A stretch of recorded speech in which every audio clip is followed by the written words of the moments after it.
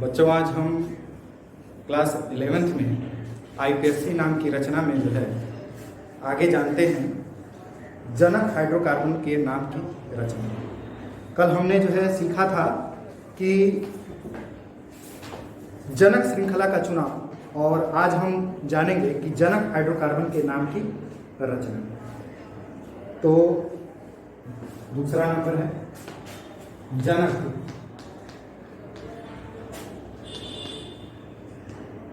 Hydro carbon की रचना।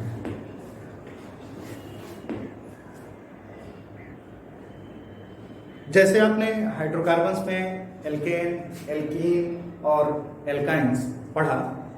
Alkene क्या होते हैं? जहां पर कार्बन कार्बन के बीच केवल सिंगल बॉन्ड होता है। और एल्कीन क्या होते हैं? जहां पर कार्बन कार्बन के बीच जो है डबल बॉन्ड होता है। और एल्काइंस क्या होते हैं? जहां पर कार्बन कार्बन के बीच ट्रिपल बॉन्ड होता है। तो ये हो गया आपका एल्केन, ये आपका हो गया एल्कीन, और ट्रिपल बॉन्ड वाला आपका हो गया एल्काइन। ये तीन कैटेगरी है। अब इसमें जो है कौन संतृप्त है? आप जानते हैं कि एल्केन जो है संतृप्त हाइड्रोकार्बन है, सैचुरेटेड।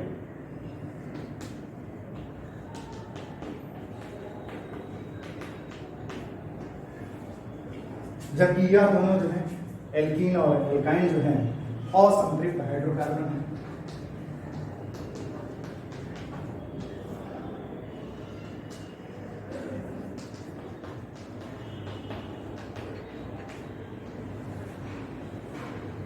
क्यों यह संतृप्त है? क्योंकि कार्बन की जो चार संयोजकताएं हैं वह जो है केवल एकल बंधों द्वारा संतुष्ट होती हैं, जबकि एल्कीन और एल्काइन में कार्बन की जो चारों संयोजकताएं जो है कार्बन कार्बन के बीच जो है वह कहीं न कहीं जो है द्विबंध या त्रिबंध के साथ जो है संतुष्ट होती है। तो इनको जो है संतृप्त और असंतृप्त की कैटेगरी में रखा गया है। यह आप पहले भी पढ़ चुके हैं। अब हम आगे चलते हैं। इसमें जनक हाइड्रोकार्बन के नाम की रचना करते हैं। तो इसमें दो पार्ट है। एक पहला कि अगर कार्बन एक है, एक ही कार्बन है श्रृंखला में, जैसे मेथेन है, तो इसके लिए हम मेथ चुनते हैं, मेथ वर्ड लगाते हैं, METH। इसी तरह से यदि कार्बन दो है, कार्बन दो है, तो इसके लिए जो है हम क्या वर्ड लगाते हैं? एक। तो इस तरह से देखें इसको, कार्बन एक के लिए मेथ, दो के लिए एक, तीन के लिए प्रो, चार के लिए ब्यूट, पांच के लिए पेंट। कार्बन 6 के लिए क्या होगा? हेक्स। 7 के लिए हेड, 8 के लिए आठ, 9 के लिए 9, 10 के लिए डेक, और कार्बन नंबर 11 के लिए जो है अंडे, 12 के लिए डोडे, 13 के लिए ट्राइडे, 14 के लिए टेट्राडे, 15 के लिए पेंटेडेक। इस प्रकार से हम लिखते हैं। तो ये अनुलग्न होता है, इसको हम प्रीफिक्स बोलते हैं कि कार्बन कहीं एक आए तो मेथ, एथ, दो आए तो एथ, तीन आए तो प्रो, चार आए तो ब्यूट, पांच आए तो पेंट, ऐसे चलते रहते हैं। आपको जो है क्लास 11th में 10 तक की है आवश्यकता पड़ती है, मैक्सिमम जो है कार्बन नंबर 10 तक की आवश्यकता पड़ती है। लेकिन इसके लिए इसके आगे की भी जानकारी आप जो है, जैसे 11 के लिए अंडे, 12 के लिए जोड़े, ये सब याद रखें, ऐसे चलता रहता है। अब आप जानते हैं कि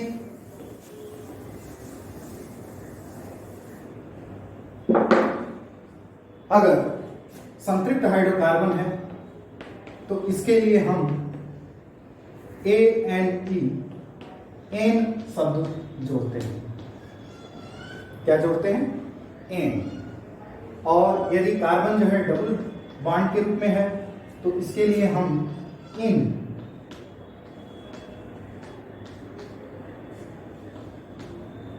अगर कार्बन ट्रिपल बॉन्ड के लिए है तो इसके लिए हम जो है आइन, YNE शब्द का यूज करते हैं। तो ये आपका हो गया जनक हाइड्रोकार्बन के नाम की रचना। कुछ हम उदाहरण ले लेते हैं, इसमें देख लेते हैं। जैसे आपको पहले भी पढ़ाया जा चुका है एल्केन।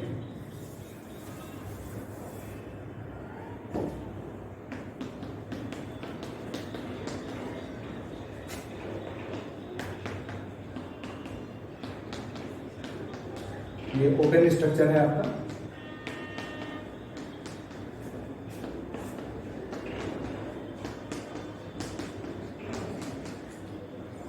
इसको यदि हम कंडेंस स्ट्रक्चर के रूप में लिखें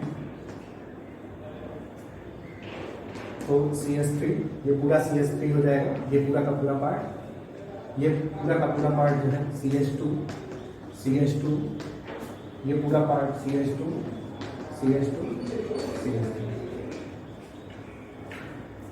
1 2 3 4 5 6 कार्बन है।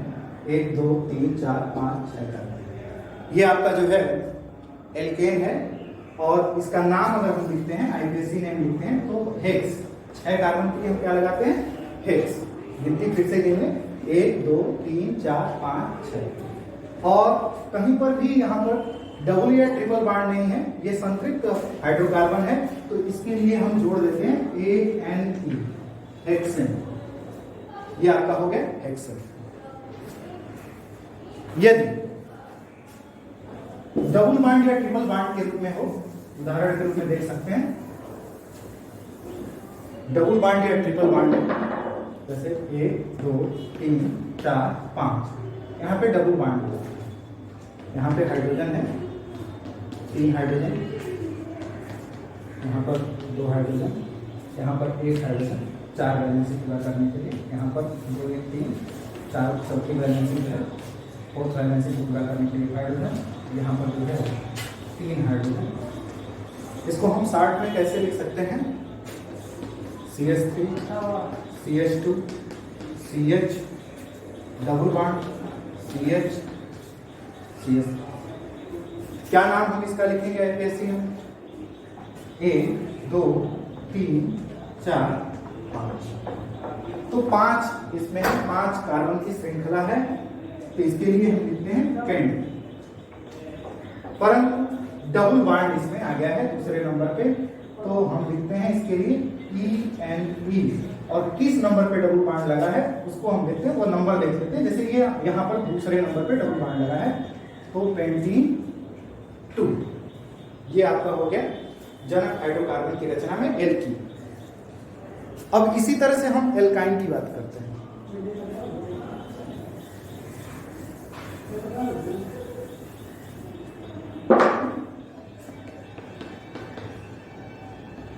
यदि यहाँ पे ट्रिपल बॉन्ड लगा तो यहाँ पर इसके साथ 1 हाइड्रोजन, इसके साथ कोई हाइड्रोजन नहीं होगा, क्योंकि 3 यहाँ पर और 1 यहाँ पर, कुल 4 वैलेंसी जो है, टोटल 4 वैलेंसी जो है इसकी कंप्लीट है। यहाँ पर इसके साथ 2 हाइड्रोजन और यहाँ पर 1 2 3 हाइड्रोजन, तो CH triple bond C, CH2 CH3। इस रूप में भी हम लिख सकते हैं। इसका जो है संकुचित संरचना ये हो गया। इसका नाम क्या होगा? गिनती हम वहां से स्टार्ट करते हैं जहां से ट्रिपल बॉन्ड नजदीक होता है, तो यहाँ से नजदीक है 1 कार्बन, 2 कार्बन, 3 कार्बन, 4 कार्बन। तो इसका क्या नाम हो जाएगा? 4 कार्बन है तो ब्यूट, और यहाँ पर ट्रिपल बॉन्ड आप देख रहे हैं आइन, किस नंबर पे ट्रिपल बॉन्ड है, 1 और 2 के बीच है, 1 नंबर लिख सकते हैं, नहीं भी लिखेंगे तो भी काम चलेगा, ब्यूटाइन या ब्यूटाइन फर्स्ट। तो ये आपका हो गया दूसरा नंबर, जनक हाइड्रोकार्बन की रचना। अब हम तीसरे पॉइंट पर चलते हैं, जनक श्रृंखला का अंकन। जनक श्रृंखला का अंकन, ये तीसरा पॉइंट लेकर के हम चलते हैं।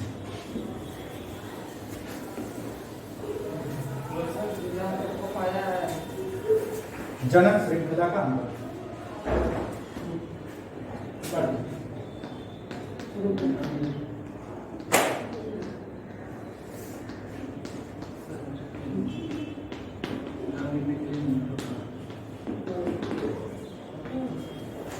हम जनक श्रृंखला का अंकन कैसे करेंगे? नंबरिंग ऑफ पैरेंट चेन,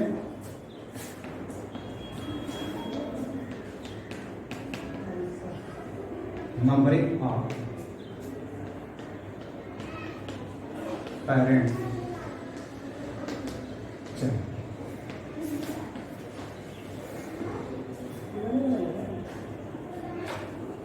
सबसे पहले हम संतृप्त हाइड्रोकार्बन जनक श्रृंखला का अंकन सीखते हैं। किसमें चलते हैं? संतृप्त हाइड्रोकार्बनों में जनक श्रृंखला का अंकन।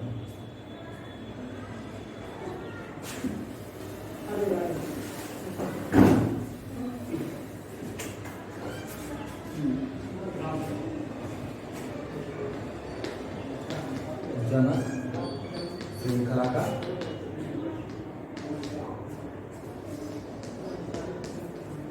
अंकन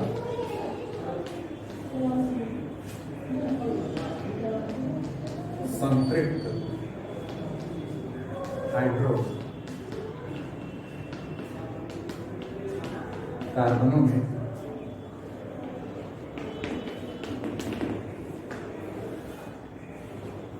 जनक श्रृंखला का। एक एग्जाम्पल लेते हैं जिसके द्वारा जो है बताते हैं कि कैसे जनक श्रृंखला का हम अंकन करेंगे।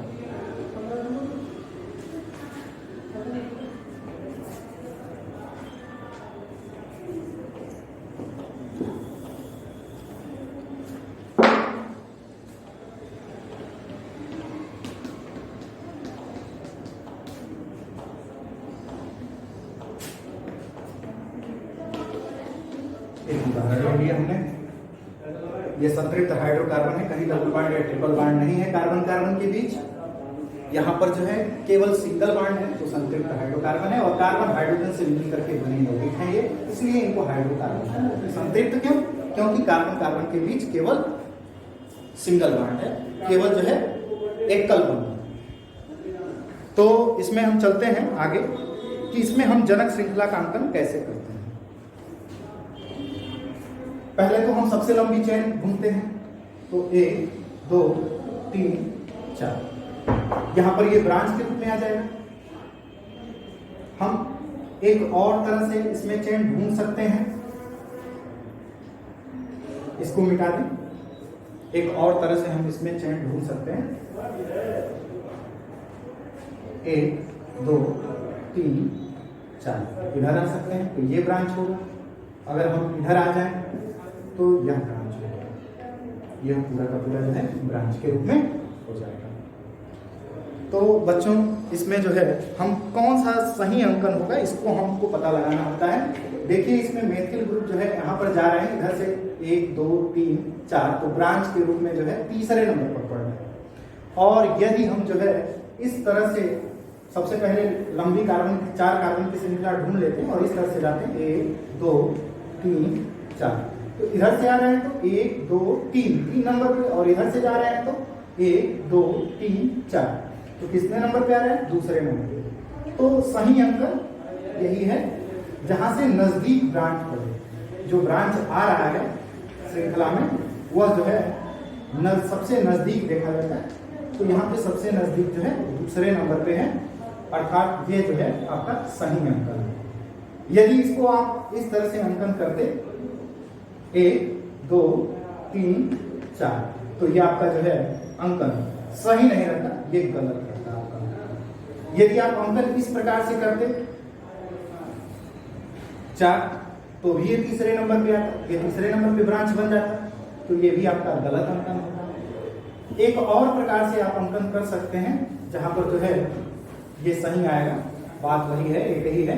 हम अंकन यहां से कर दें 1 2 3 4, तो ये ब्रांच, ये दूसरा नंबर आ जा रहा है, ये भी सही है दूसरे नंबर से। तो संतृप्त हाइड्रोकार्बन में पहला आपका ये उदाहरण हो गया कि कैसे हम अंकन करते हैं। अब एक और हम उदाहरण लेकर के चलते हैं जिसमें हम सही अंकन की बात करते हैं।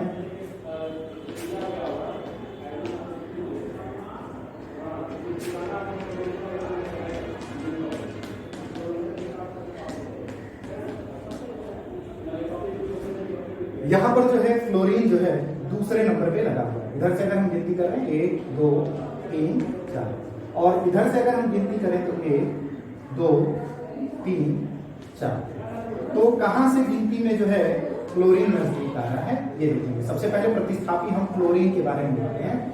यहाँ पे गिनती करने पर ये 2 नंबर पे आ रहा है, और इधर से जब हम गिनती कर रहे हैं 1 2 3 4, ये किस नंबर पे आ रहा है? 3 नंबर पे आ रहा है। तो जब हम बाएं से दाएं, मतलब उधर से आप जो है इस तरफ जा रहे हैं तो क्लोरीन 3 नंबर, और जब हम जो है दाएं से जो है बाएं की ओर जा रहे हैं, बाएं से दाएं जा रहे हैं तो 3 नंबर से, दाएं से और बाएं जा रहे हैं, जैसे यहाँ पे 1 2 3 4, तो ये कितने नंबर पे आ रहा है? दूसरे नंबर पर आ रहा है। तो ये गिनती आपका जो है सही है। कौन सा? ये 1 2 3 4, इधर से जो गिना है आपका ये गिनती सही है, तो ये अंकन आपका सही है। इसी तरह से हम आगे चलते हैं, एक और उदाहरण लेते हैं। संतृप्त हाइड्रोकार्बन में ही एक और उदाहरण लेते हैं, इसको देखें।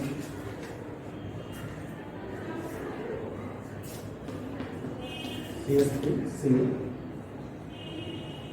CH CH3 CH2 CH3 CH3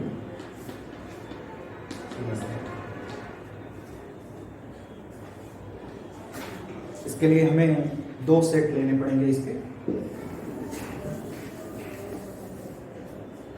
2 set का उदाहरण लेना पड़ेगा।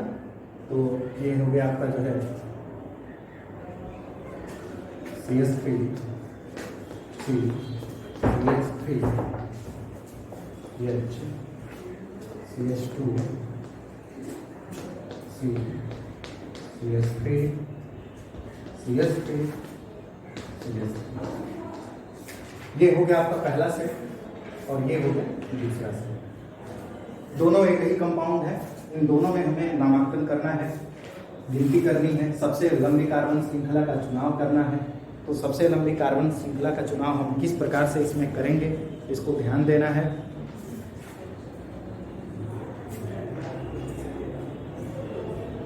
जैसे इसमें यह कार्बन 1 नंबर, यह कार्बन 2 नंबर, यह कार्बन 3 नंबर, यह कार्बन 4 नंबर, और यह कार्बन 5 नंबर। ये हो गया आपका।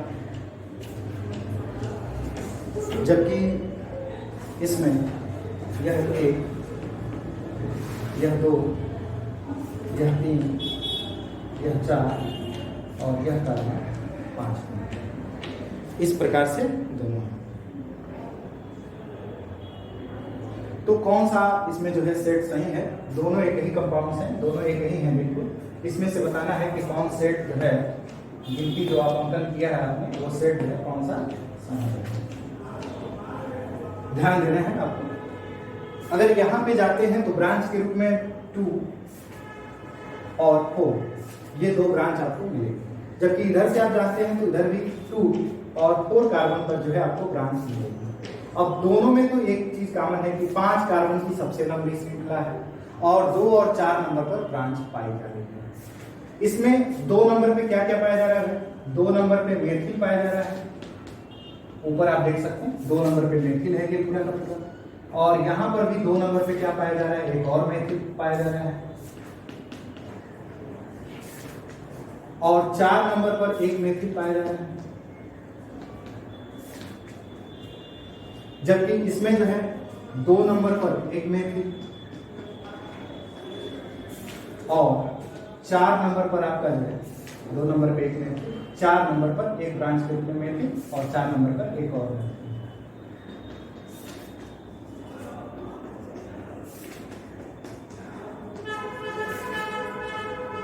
तो IUPAC international union of pure applied chemistry का रूल कहता है कि कार्बन नंबर 2 पर जो 2 मेथिल लगा है, अर्थात कार्बन नंबर 2 पर जो है सबसे नजदीक 2 प्रतिस्थापी लगे हैं, 2 मेथिल दोनों हो जाएंगे, 2 डाई मेथिल हो जाएंगे बाद में जब नाम लिखेंगे तो, लेकिन हम पहले अंकन कर रहे हैं उसके बारे में जान रहे हैं। तो 2 नंबर पे जो है 2 मेथिल लगे, जबकि यहाँ पे 4 नंबर पर, और यहाँ पर 4 नंबर पर 1 मेथिल है, जबकि यहाँ पर जो है 4 नंबर पर 2 मेथिल है। तो कहाँ पर ज्यादा नजदीक पड़ रहा है, मेथिल की जो संख्या है, ब्रांच है, वो कहाँ पर नजदीक ज्यादा हो रही है, ये ध्यान देना है। तो 2 नंबर पे सबसे नजदीक 2 नंबर पे 2 साइड चेन है, अर्थात 2 ब्रांच है, जबकि इसमें जब गिनती कर रहे हैं तो यहाँ पर 2 नंबर पे एक ही मेथिल है और 4 नंबर पर 2। तो IUPAC के नियम के अनुसार जो है यह आपका सही अंकन है और यह सेट जो है आपका गलत अंकन है, अर्थात ये आपका जो है सही अंकन है। तो इसको आप जो है कई बार जो है आप वीडियो को देखेंगे, ध्यान देंगे और इसमें जो है अंकन आप देखेंगे कि कौन सा जो है, कैसे हम यौगिक में कौन सा सेट लेंगे कि वो सही हो और किस आधार पर हो। तो एक उदाहरण आपको, थोड़ा सा ये कठिन उदाहरण है, इसको आप कई बार रिवाइज करेंगे तो आपको समझ में आ जाएगा। ठीक है, आगे हम चलते हैं। एक और उदाहरण लेते हैं, संतृप्त हाइड्रोकार्बन में ही जनक श्रृंखला के अंकन से ही संबंधित है एक और उदाहरण।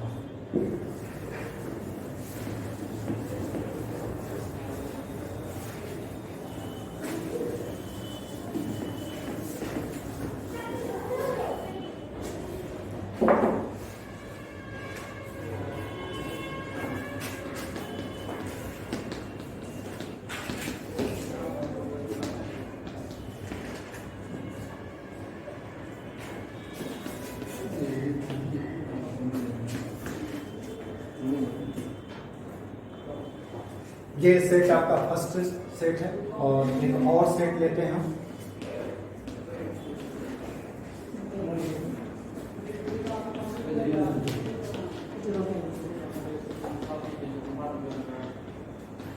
सबसे हम लंबी कार्बन की श्रृंखला का चुनाव कर लेते हैं।